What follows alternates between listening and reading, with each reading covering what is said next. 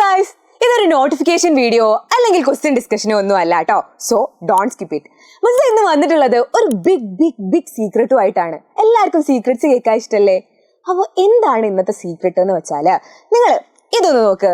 ഇതെന്താണ്, നമ്മുടെ time table ആണോ? അല്ല അല്ലേ. ഇതെന്താന്ന് വെച്ചാൽ ഒരു 6 വർഷത്തെ ക്വസ്റ്റ്യൻ പേപ്പർ മിസ് നോക്കിയിട്ടുണ്ടായിരുന്നു.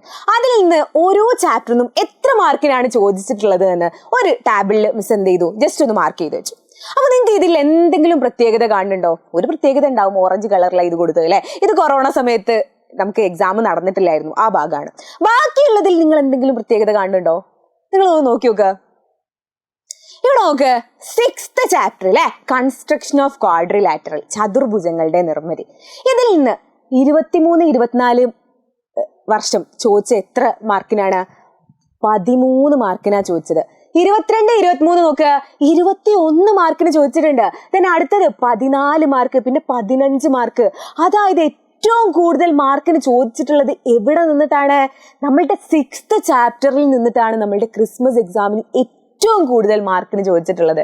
ഒരൊറ്റ വർഷമൊന്നും അല്ല കേട്ടോ. അതാ നോക്ക്, 4 വർഷം നോക്കിയാലും നമുക്ക് ഏറ്റവും കൂടുതൽ മാർക്കിന് ചോദിച്ചിട്ടുള്ളത് എവിടെ നിന്ന് തന്നെയാണ്? നമ്മളുടെ ചതുർഭുജങ്ങളുടെ നിർമ്മിതി അല്ലെങ്കിൽ കൺസ്ട്രക്ഷൻ ഓഫ് ക്വാഡ്രിലാറ്ററൽ ആണ്.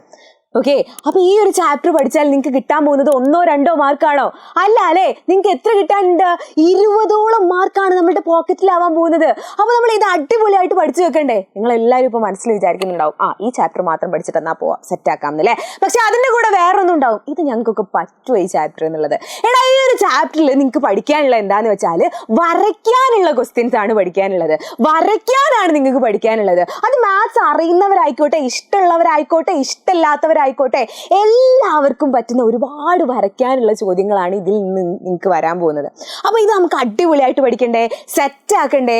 അപ്പൊ ഇന്ന് മക്കളെ, നമ്മളുടെ മാത്സിന്റെ ഫുൾ ചാപ്റ്റർ റിവിഷൻ പാർട്ട് 2 ആയിട്ട് മിസ് വരുന്നുണ്ട്. അപ്പൊ നിങ്ങൾ പാർട്ട് 1 തന്നെ വിചാരിച്ചിട്ടുണ്ടാവും, അന്ന് 2 ചാപ്റ്റർ മാത്രം എടുത്ത് ഒരു ചാപ്റ്റർ എന്തിനാ അന്ന് ബാക്കി വെച്ചതെന്ന്. ഇതാണടാ കാര്യം. എന്താന്ന് വെച്ചാൽ, നമുക്ക് ഇത്രയും മാർക്കിനാണ് ഈ ചാപ്റ്റർ ചോദിക്കാൻ പോകുന്നത്. അപ്പൊ നമ്മൾ വെറുതെ അങ്ങ് പറഞ്ഞു പോവല്ല. എല്ലാ ക്വസ്റ്റ്യൻസും, ഏതൊക്കെ തരം ക്വസ്റ്റ്യൻസ് നിങ്ങൾക്ക് വരുമോ അതൊക്കെ നമ്മൾ എന്ത് ചെയ്യുന്നുണ്ട്, ഈ ഒരു ലൈവിൽ ഡിസ്കസ് ചെയ്യാൻ പോവാണ്. അപ്പൊ മക്കൾ ആരും മിസ് ചെയ്യരുത്. എല്ലാ ഫ്രണ്ട്സിലേക്കും എത്തിക്കുക. ഇപ്പൊ തന്നെ സ്റ്റാറ്റസ് ഇടുക, സ്റ്റോറി ഇടുക, എല്ലാവർക്കും അയച്ചു കൊടുക്കുക കേട്ടോ. എന്നിട്ട് ഫ്രണ്ട്സിനൊക്കെ കൂട്ടിയിട്ട് കൃത്യം 7 മണിക്കേടാ നമ്മളുടെ എജ്യൂപോർട്ടിന്റെ 8ാം ക്ലാസ്സിലെ ചാനലിലേക്ക് അങ്ങ് എത്തുക.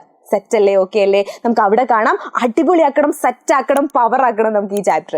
ഓക്കെ, അപ്പൊ നമുക്ക് 20 മാർക്ക് പോക്കറ്റിലാക്കണം. സെറ്റ്. ബൈ ആൻഡ് നമ്മളുടെ ലൈവിൽ കാണാം.